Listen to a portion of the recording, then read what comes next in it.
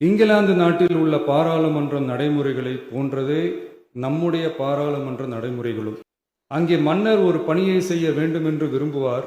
பாராளுமன்றம் அவருடைய விருப்பத்தை பெரும்பாலும் நிராகரிக்கும். மன்னர் விரும்பிய காரியத்தை பாராளுமன்றம் நிராகரித்து விட்டது என்கிற செய்தியை மன்னருக்கு சொல்ல வேண்டியவர் பாராளுமன்ற தலைவர், ஸ்பீக்கர் என்பார்கள். தான் விரும்பியதை பாராளுமன்றம் நிராகரித்து விட்டது என்று சொல்லும் ஸ்பீக்கருக்கு தலையை வெட்டி விடுங்கள் என்று ஆணையிடுவார்கள். இது பலமுறை நடந்ததால் யாருமே இந்த ஸ்பீக்கர் பதவிக்கு வர விரும்ப மாட்டார்கள். எனவே புதிதாக பாராளுமன்றம் அமையும் போது ஸ்பீக்கர் பதவிக்கு ஒருவர் அறிவிக்கப்பட்டவுடன் அவர் உடனே தலை தப்பித்தால் போதும் என்று ஓட்டம் பிடிப்பார்.